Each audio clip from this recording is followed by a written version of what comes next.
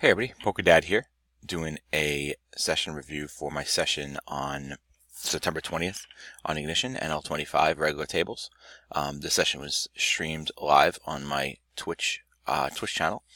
If you haven't checked out my Twitch channel yet, please do. I'll leave the link in the description below. And without further ado, let's look at this session here. Some hands I may go into a little more detail and look through maybe CREV or FlopZilla or whatever the case may be. But let's just take a look now at the first hand. Pretty tired, I just woke up, but I wanted to get this session in, this study session in.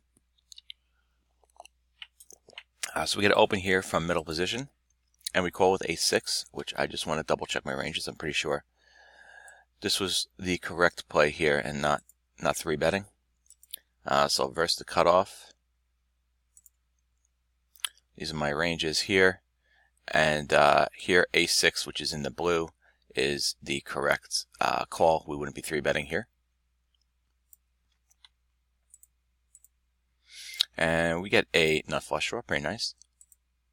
We check because we're not the pre-flop raiser. We could definitely check raises here. He bets, so I definitely want to see myself raising this spot. I do, excellent.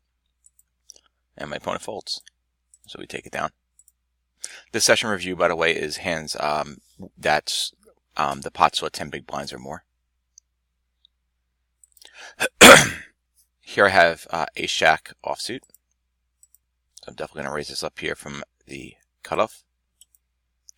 Get a call from small blind and from big blind, so we go multi-way. Not great for ace-jack offsuit.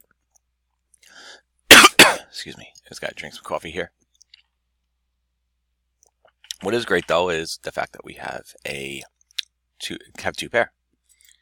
So checks to us, definitely want to bet here. We can bet a little bit on the bigger side. Normally I'd bet half pot here, but I think it's okay to bet 6 big blinds here. So my bet's a little bit small. I think I would have rather seen a 6 big blind bet here. Villain here, he raises up. I don't think we could ever be folding in this spot though. So we call it. And we hit the full house. Perfect. Should be able to get all the money in here. Villain here bets to us $19.28 big blinds.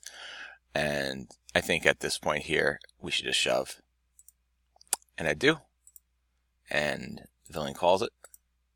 And of course, we definitely take it down with our full house. So, good spot here. Pretty straightforward. Pretty happy about it. Here we have ace-4 suited. Definitely want to open it up from the cutoff. And small blind calls. Here we have a gut shot. Not a great gut shot though, because it's actually better better to call this actually as an open ender, because the gut shot itself isn't great, because if a 2 comes out, then any 7. Well, that's not true because we do have the 4. So yeah, so I guess this is pretty much like a gut shot, and yeah, I guess it's okay as a gut shot because we do have the 4. So we'll call it a gut shot. We have an open ender too, so we have multiple ways that we can hit a straight here. So definitely want to bet half pot. I think that's fine. Opponent shoves, and of course we just gotta fold this here. We're not gonna call a shove. Let's see what he shoved with here. He just completely bluffed. 10-9 offsuit, crazy shove. Jack King offsuit here. Open 2.5 open from the middle position essentially. So definitely want to call it here. Here we have a backdoor straight draw. Nothing much. Goes check check. Queen comes out, so we definitely want to throw out a pro bet here.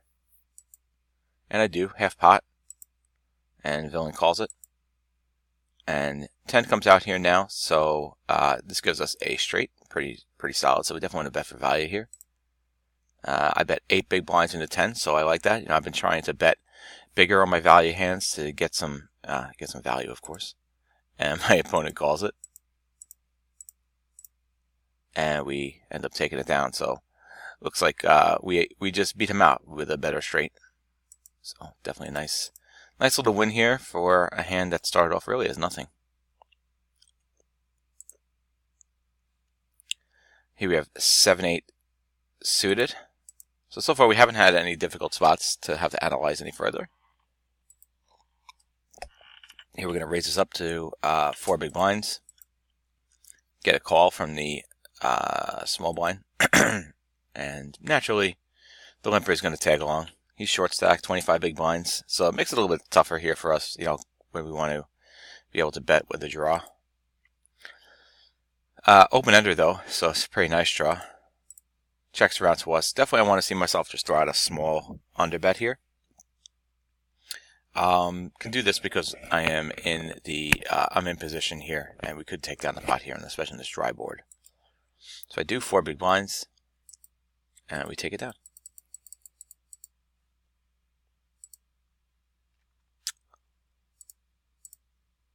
Open up here from middle position with ace-10 suited. 3-bet comes in from the button, so this is a spot we just want to call. We don't want to 4-bet or anything like that. We do. Backdoor nut flush draw on a paired board. We check. Our opponent bets into us. So this is kind of a tough spot. I think we want to take a look at this spot because I'm really unsure on what to do in these situations on these paired boards here. I think the right play is probably to fold here, but I could be wrong. And I do fold. Let's see what he had. He had ace-jack. So this is a situation. I want to open up CREV and we'll take a look. Okay, so I paused the video and I got CREV all set up here. Just want to throw in the ranges and the flop, of course. So we're middle position. So let me just throw in our range where we would call a 3-bet here. So let's see. We are in the middle position and we are calling a 3-bet from the button. So our range is going to look like this.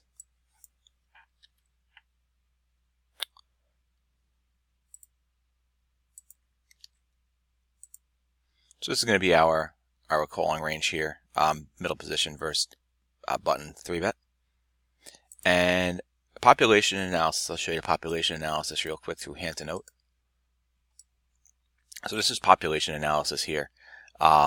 This is based on 173,000 hands of ignition using hole cards. We can see that we should look specifically from the button. From the button, players are 3-betting 7.2% from the button. So a range kind of looking like this. We're not going to take this exact range. We'll take what a 7.2% range looks like. So I'll look at a 7% range here. 3-betting from the button. That's what the population is doing at ignition. So let me just do that. I'm going to do that actually just using FlopZilla. We'll create a 7% range. Approximately. So 3-betting range looking like this. Now this opponent may have been different. I don't have the stats as of the time that we were in this hand. But we'll just go with the population analysis for now.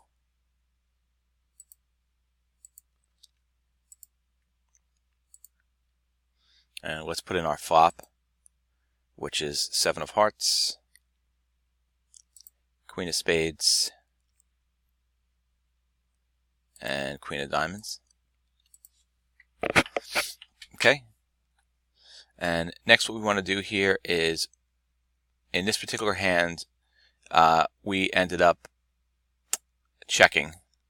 So let's just put check, because we were definitely checking as the preflop caller. And we will say here that our opponent can bet or check. And how much exactly did he bet? Let's just go and take a quick look. On the flop, he bet 11.08. So let's take a look at that here. 11.08.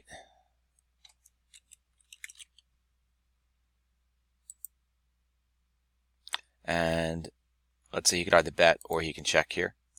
So if he bet here, let's just see what kind of hands he would bet with. I think he would bet, in fact, actually, it's easier to do over here. So let's figure this out here. Queen of diamonds, Queen of spades, and 7 of hearts. I'd rather come up with the exact range here. In fact, I can actually tell you in 3-bet pots, I'm going over to my population analysis real quick.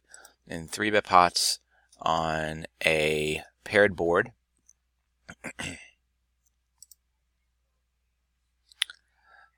villains, when they're in position, villains will c-bet 78% of the time on paired boards in a 3-bet pot. So 1 second. So quads, full house, 3 of a kind, over pairs, that's 41%. Backdoor flush draws, pocket pair below top pair. So 81%. So this is what a c-bet range might look like here in this spot versus the population at ignition on a paired board. And I'll just show you where I got that from again, just in case you are curious and you want to see proof.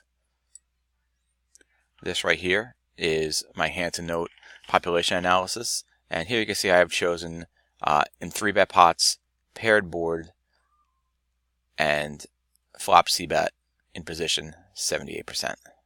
And just to show you that this is accurate, I will show you an example.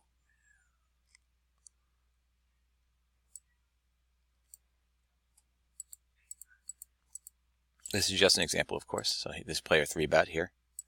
And as you see, we have a paired board here. And our opponent c-bets. So this is so you can show that this information is accurate.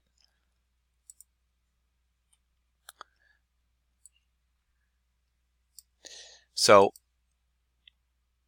I think this is okay, this range here. I'm going to send this range over here.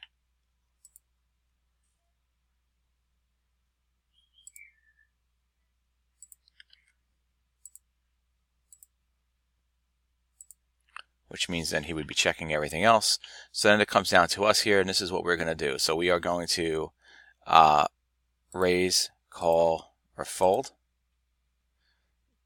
And here, if we raise, we'll just say that he would either call or fold, and we'll just say that he would call with just value here, so at least 2 pair better. I'm not going to go too crazy with this. And I'll add flush draws too, because his flush draws would be pretty good. We'll say no flush draws. And they would fold everything else. And then here I'm just gonna put this as check down, because all I'm looking to do here is evaluate what happens here on the flop. Okay, so now what I want to do is, the first thing I like to do here is I like to run GTO. Even though what I want to see is exploitative, I like to run GTO first, because GTO then gives, well, actually we don't have to do that actually, because we did actually set up what villain would do here. So let's just click on exploitable, because this is really what I want to see, is what's the correct exploitable play here. Is it to fold, or would it be to call with our range? So what I'm going to do here is I'm going to say that I want to see for the middle position what the most exploitable line is here up to this point.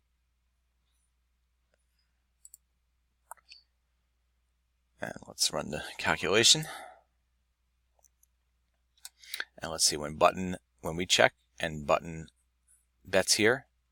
So we can raise, we're raising actually 91% of our range here, calling 8.9 and folding 0. This is interesting. So let's take a look. So in fact, the only hand that we should be calling here is jacks in this spot. Kind of interesting. Queens, of course, we would definitely raise.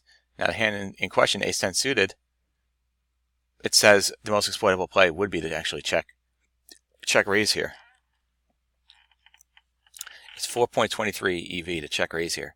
So that's interesting. So this is the hand we should have check raised. And it kind of makes sense here on this board. You know, if we're ever going to check raise anything as a bluff, suited aces kind of makes sense actually. So I think we could take that away from this hand, is the fact that suited hands here on these paired boards out of position can be a check raise. Now in a 3-bet pot, should we be doing things like this? Because people are more likely to not fold. Maybe not, but it does. It's definitely something interesting to think about, even in like a single raise pot. So, and just curious, we'll just take a quick look at the GTO. While we're here, I always like to take a look. Of course, the GTO is going to calculate GTO for both opponents. So when our opponent bets 52%, GTO actually wants us to fold most of the time, and I bet you the GTO is going to tell us to fold ace-10 suited.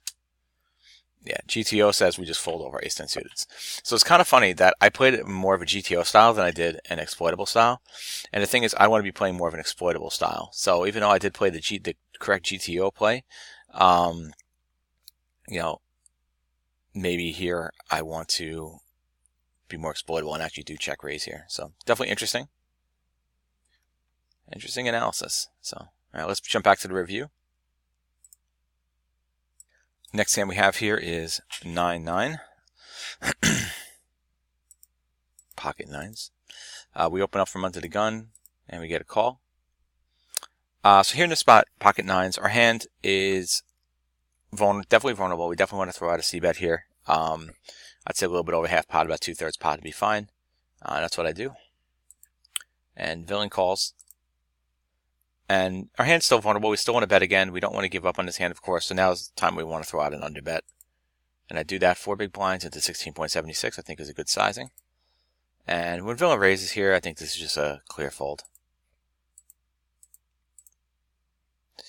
And yeah, he bluffed us off the pot, but you know, I think in that spot there, it's a fold. Now, most of the time, on the turn on ignition, people are actually not bluffing. In fact, I will show you here in the population analysis. Let me just adjust this screen here so you can see it within my window capture. And I'll actually, so you can see a little more. So if I go and I go to, in this case here, this was a c-bet. So we'll look at fold to c-bet out of, they were in position. And here you see raised versus c-bet. So if we take a look at raise versus turn c-bet here, we can see that they are raising only 13% of the time here. And when we look a little bit deeper into this, you can see that on the turn, when they check raise, or not check raise, but when they raise, when we bet into them here, 33% of the time is 2 pair plus or better, or a set. So that's actually 41% of the time it's 2 pair plus or better. In fact, draws, it's only 12%.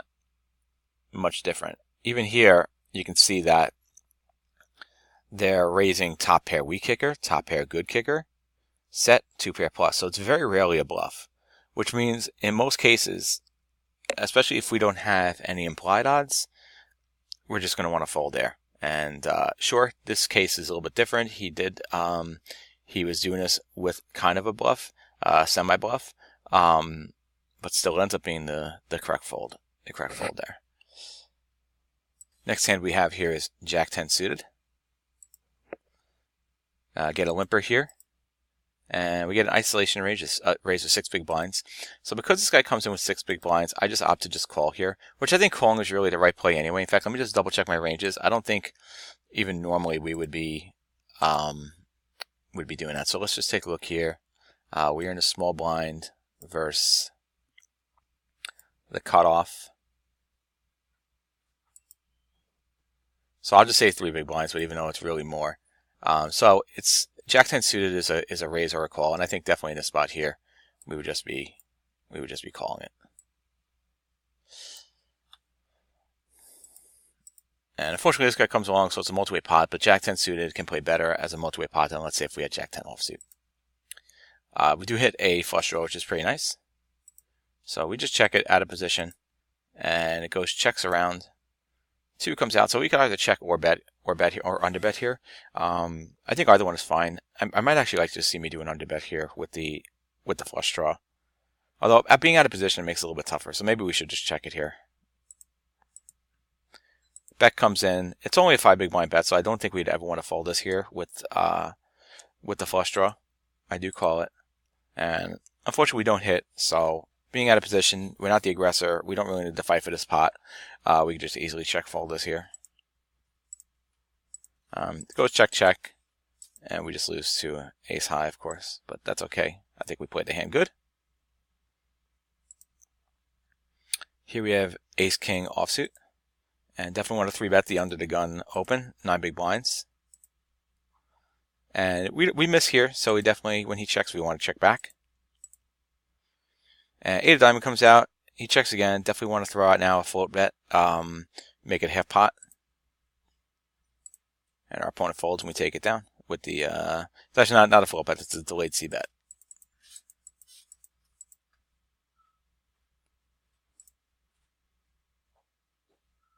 Okay, here we got queen queen here from the small blind. Definitely want to open it up, get a call. And with a hand like this, it's not vulnerable. We don't need a C bet here in a spot. A check call is perfectly fine. Our opponent does bet into us. Definitely want to call with the queens here. And second king comes out. So now if we check here and he bets again, we can actually fold this hand. He doesn't. So when he doesn't, now we know that we're good with our queens. And I think this is a good spot just to get some thin value here. So we don't need to bet big. We can bet half pot, maybe even smaller. I bet a little bit more. I think that's fine actually too, just because our queen should be good here, and we should be able to get value from worse hands. Some pocket pairs possibly below kings, because it's unlikely we have kings. So maybe we can get a hands like 9s or 8s or something like that to call. I think that's fine because we definitely, in most cases here, you're gonna have the best hand. Unfortunately, our opponent folds, and he just missed. So, but if he had pocket pairs, I think he definitely would have called. Here we have ace-10 suited. So I didn't 3-bet here just because this player was short stacked.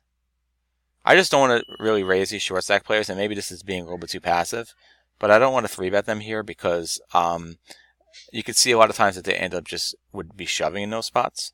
So it's just not a situation I want to deal with. And I don't really have a way to really look that up. I guess I can find a way to. In fact, actually, I think that's something I can look at on the range research is how players are reacting when they're under a certain big blind threshold. But I'm gonna have to take a look at that in more detail. Not at this time. So anyway, here we flop the gut shot, but it's not a good gut shot because of the fact that if a 5 comes out, we could be losing to a 6. So it's not a great gut shot here.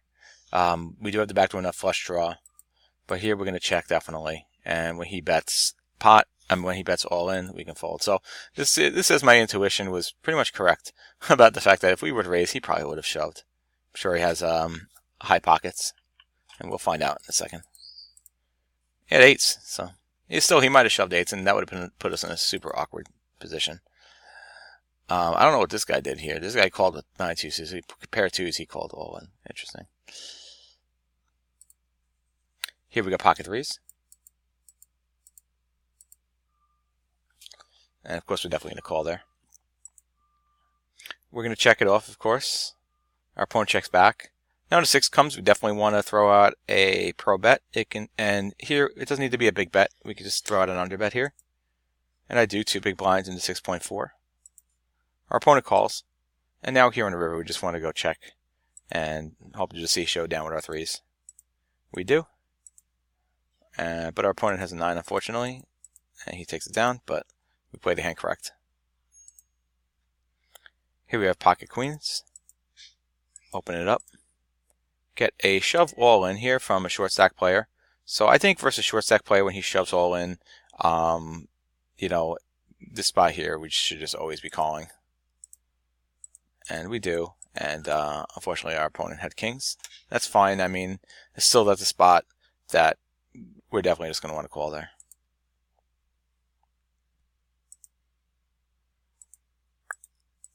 A couple of limps, then we get an isolation raise. So again, here in the isolation raise, I could definitely 3-bet him here, but I think it just makes more sense to call it. The pot's going to be super inflated if I 3-bet it, and our hand's more speculative than it is a high equity hand.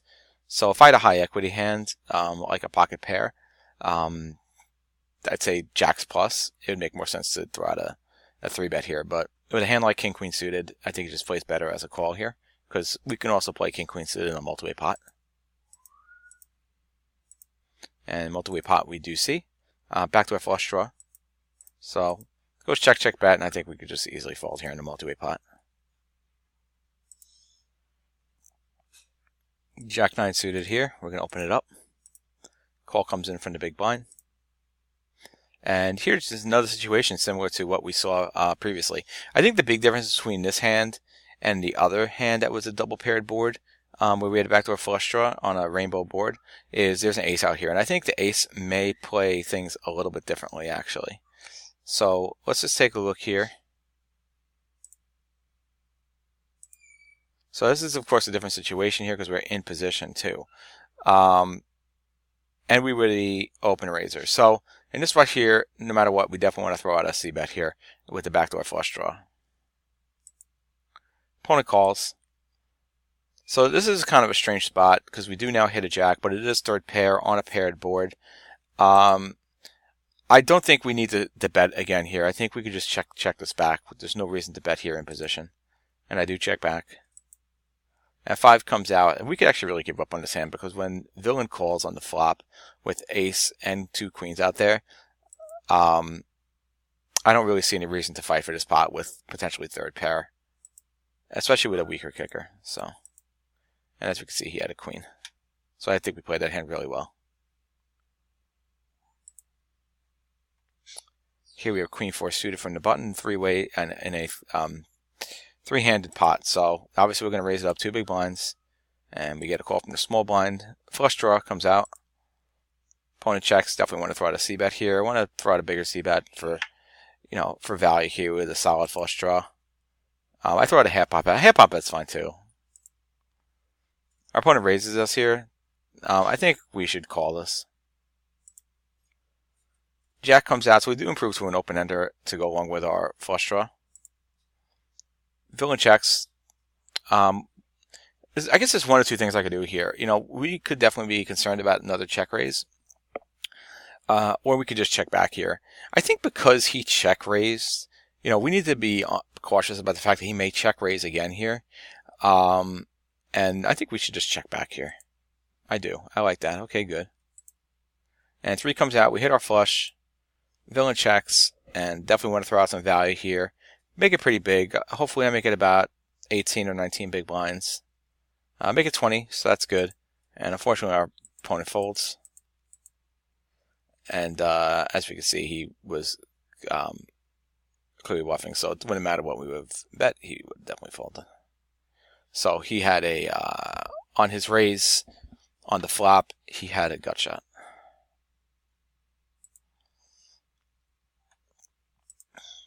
Here, Jack 9 suited. And we get a gut shot, and we also have top pair. Definitely want to throw out a c-bet here, about 2/3. Get raised. Definitely don't want to fold this here with the draw and top pair. It would be nice also to have the flush draw as well, but can't have everything. But definitely want to call here. 2 comes out. We don't improve. I still don't think we can fold this though. His bet is pretty big here, but I don't see a scenario that we can really fold his hand. I did fold it. I think that might be a little bit too nitty. This might be another one to go take a look at CREV and just see if I really should be folding that hand or not.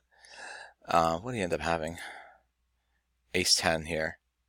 So he had a draw too. I think this might have been a bad fold. Let's go look at CREV and take a look at this hand from the turn. Actually, instead of looking at Card1's EV, this is something we can actually figure out in FlopZilla. So let's take a look at FlopZilla here, where we can just punch in our cards. Because really what we need to see here, I think the most important thing is, do we have enough equity to call this hand? I think that's really the calculation we want to do. So actually, Card1's EV is not necessary for a hand like this. So let me just take a look and set this up, and we'll take a quicker look. So our opponent ends up, the play that ends up happening here is we opened up and our opponent called. So let's just take a look, big blind versus cutoff, using the range research.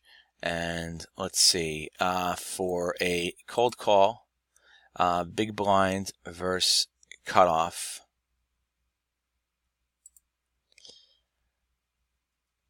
Let's see, they are cold calling 37% of the time and 3-betting 7.2. So let's figure that out out over here. 33%. Just to come up with a range for them. And then they're 3-betting 7.2% of the time. Okay, so this is the range that we can assign him here. Versus range, you can see that we have 47.64% equity. And then the flop is 9 of diamonds, 8 of spades, and 7 of hearts. So now, in this particular hand here, he checked, we bet, he raised. So let's take a look now at what percentage of hands we'd be seeing a check raise here. So let me open up, let's see, fold to c-bet. Again, I'll just show you here what I'm looking at here. I'll go to fold to c-bet, out of position, because he was out of position. He checked, we bet, he raised it. So raise versus c-bet, check raise on the flop, only 11%. Only 11% here. So now this board was a very wet board. I don't know if we have that option. Yeah, 10 through 8 high drawery. So this is actually, this board, we actually want to take a look at this board here. 10 through 8 high drawery, because it was definitely a drawery board, and it was actually 7, 8, 9. So as you can see on a board like this, actually, villains are check raising 18% of the time here.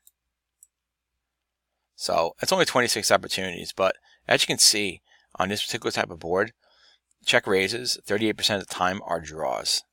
So that's actually really interesting. And as we know, our opponent here had to draw. So since we know that,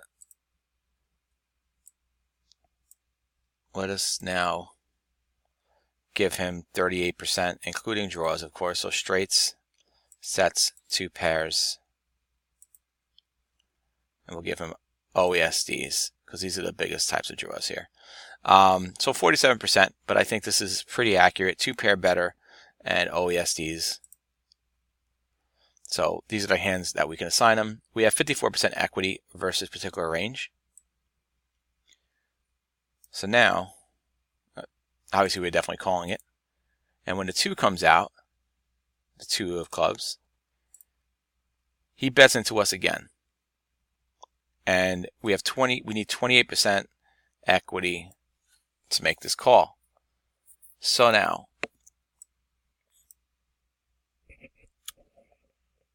if we take a look again at Hand2Note, when they raise versus c-bet, the barreling on the turn in this spot here, they will bet 60% of the time. And we can just again take a look here. They will, it's a very small sample size, as you can tell, but of the 3 times it was draw plus pair and then 2 pair plus. So we can take that with a grain of salt, of course, but let's just run with that for now. 60% of the time. So if he's going to double barrel 60% of the time here, I mean, if he's going to do it, if he's going to do it with draws, then we should just leave this in and say he might do this with his entire range, considering that we had him doing this with top pair. Well, top pair, I think we could take out top pair maybe. I guess it doesn't really matter. Top pair is because it's going to be part of the draws anyway. So let's just say he's going to do this with his entire range here, because I don't see a scenario that he's not double barreling any of these hands here, and we know he's capable of doing an OESD. I mean, maybe we can cut out some of his weaker OESDs here, so anything with a 6. Let's just do that. Let's just give him some hands that he's not gonna double barrel. So we'll say the hands with the 6s. There you go. That's 74%. Our equity here is 54%. So this right here tells you this was definitely a very bad fold. We should not have folded this hand. We had more than enough equity to call. The pot odds were 28%. So this was definitely a bad fold. This was definitely a very nitty fold. And, you know, I think now, especially looking at at the stats here in this spot came up again, me having a pair, I should definitely be calling it. Now, just hypothetically, let's say I didn't have a pair. So let's say I had let's say I had a 10 instead. Well, 10 would have given me I guess a 10 is probably not a good example. How can we have an open-ender here without, we really can't. I mean, so I'm just going to just choose any old random card, just not having a pair. I guess let's just choose with a 6. All right, so if we had a 6 here, which is also an open-ender, as you can see, our equity is 14%. So at that point, on a straight open-ender, we definitely want to fold this here. But because of the fact that we had the pair, so let's just take a look. Let's say we have a 7. Look at that. If we have a 7, 44% equity. So what that tells you is, in this spot here, because we have the pair, we don't want to be folding in this spot. But if we did not have the pair, then we can definitely fold to the follow-up bet after he raises, especially given the equity that is required based on the pot odds. So definitely a bad fold here. But this is why we do the session review, to figure out these kind of things. So now we know going forward that happens, and we have the draw plus a pair. We definitely want to call it, given the pot odds. Here we have pocket kings. Raise it up. Goes multi-way. Then here we get a pretty big 3-bet. I think in this spot we definitely want a 4-bet here. He's deep, which is a little concerning, but definitely I think the right play is a 4-bet here, because we don't want these guys to come along, and it could possibly happen. It's unlikely, but 4-betting I think is the better play. And our opponent does shove all in. Of course, we just have to call it and hope to take it down. We get a set at the end, which is pretty nice. And yeah, we take it down. Here we have ace-king offsuit in the big blind. 3-betted, of course. 4-bet comes in. So in this spot here, we can 5-bet or we can call. I really hate ace-king in these spots. This is definitely a mental leak I have about playing ace-king. So I can see a scenario where I just actually call this here and don't 5-bet, because the problem is if I 5-bet, I either have to 5-bet shove here, or I have to 5-bet and then possibly deal with a 6-bet shove. So here, I really hate these spots with ace-king. I'd rather just call it and then see what happens on the flop. And the flop is not great, of course. So I don't know what's the most plus EV play here, but also this guy is deep stacked. So I'm not really sure what the correct play is there. It goes check, check, 4 comes out, so we can definitely just throw out a delayed c-bet here. It does not have to be big. It's a 4-bet pot. We could really underbet here. Maybe this is just a little bit big in a 4-bet pot. I could probably even make this smaller. But we end up taking it down, which is pretty nice. And yeah, that's good. We actually did fold out a hand that was better than ours.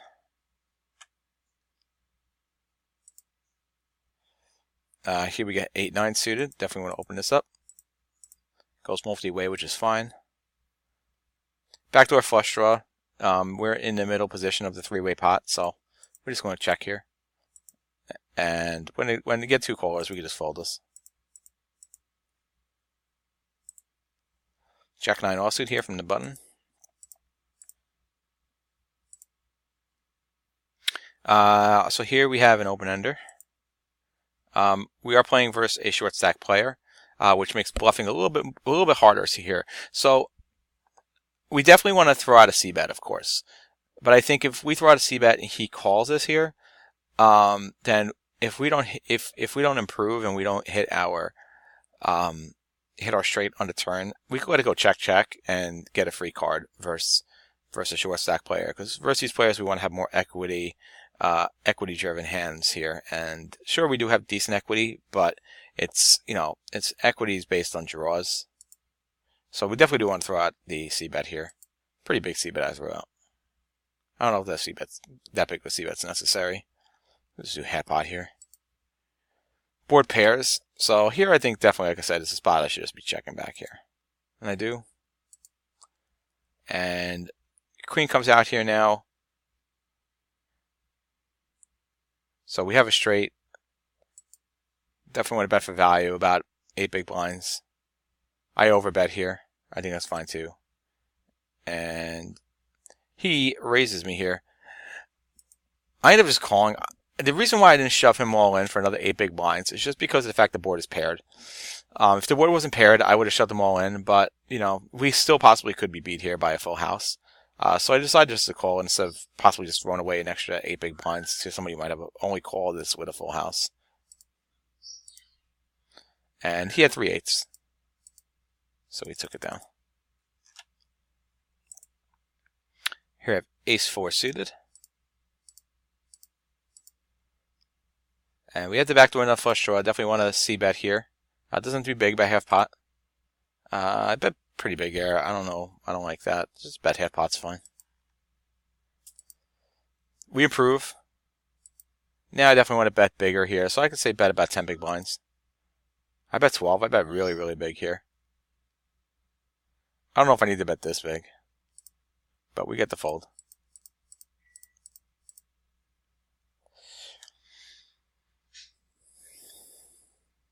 He had a gut shot, he folded.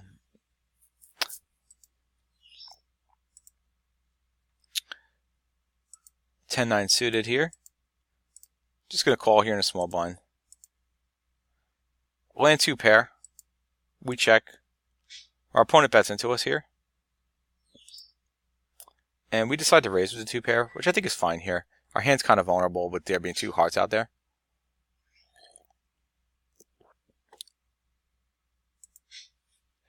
He decides to 3-bet me here. So the hands I think that could be 3-betting me here are going to be Queen Jack, of course, which would make a straight. I also think that nut flush draws can be raising here as well. I think it's unlikely that he would have. It's very unlikely that he would have a set. I mean, could he have? I guess he could have a set of kings here as well.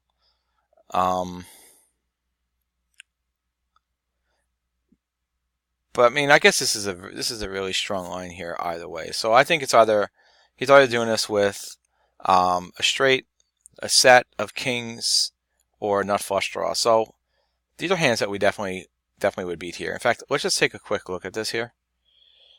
I just want to see what our equity is versus those particular hands. Okay, so our equity here is 33%. As you can see, actually, he doesn't have a ton of flush draws. I guess he does. I mean, that's not bad. 23% of his raising ranges flush draws here. Plus, he has some OESDs as well, possibly. So we have 33% here to continue versus this raise. And there are hands that we definitely beat here. We beat his overpairs with his aces, and we beat all of his draws as well. He does also have some 2 pairs here, which I didn't factor in as well. King 10s, you know, all these king 2 pair hands. So I didn't factor those in as well. So there is still definitely a lot we're losing to. In fact, if we take a look, range is best here. These are all the hands right now we're currently losing to. So we're only best 37% of the time here. 33% equity. So this is actually right on the borderline. The pot odds we're getting here is 32%. We could really fold this hand here, but it's just going to be really hard to fold 2 pair here. And we're getting just the proper right amount of odds to call. An 8 comes out, which of course is not great. Because this can definitely complete some straights. Well, what straights is the 8 completing? I mean, because he could already have a straight with Queen Jack here. So obviously 7-6, which he would have 7-6 of hearts, so he's only going to have one combo of 7-6. So it's not, maybe it's just not that terrible of a card. It doesn't really do too much. It doesn't change too much here.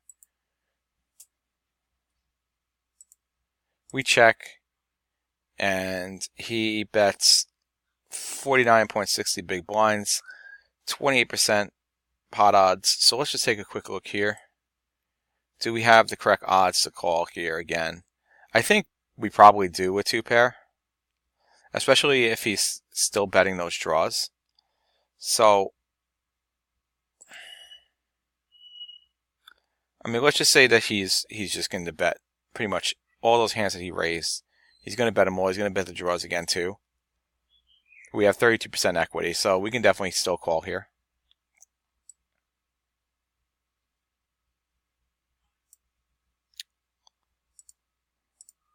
And a 4 comes out, which is a complete brick. We check. He shoves all in. We only need 19% equity here. And if we want to factor in his bluffs that he could still have, and let's just say, so now he's going to do this with his entire range. You know, maybe he won't do it with top pair over pairs.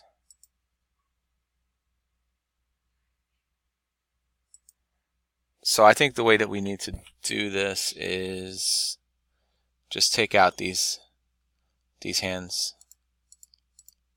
because I don't want to put a filter in. So take out all the king hands. Oh wait, did I accidentally take out king 10? No, that's 2 pair hands. We don't want to take out king 10. You know, wait, I messed this up.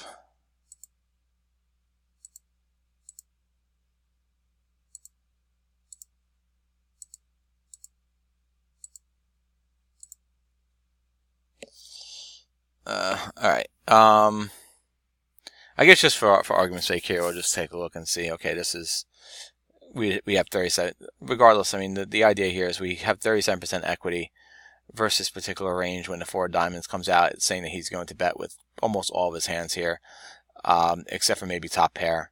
Again, okay, so that does adjust it. That does adjust it, I guess, because we want to keep all those flush draws in there. So, alright, so you know what we'll do? These hands here we can include in there. And that gives us 28%. That keeps the flush draws in there that aren't paired. So the straight bluffs, which is the ace highs and the no made hands, we want to keep in there. And let's just like say he'll check back with this stuff here. So we have 18% equity here in his hand if he's doing this with his bluffs and say checking back his over pairs and his top pairs. And we're getting 19% pot odds.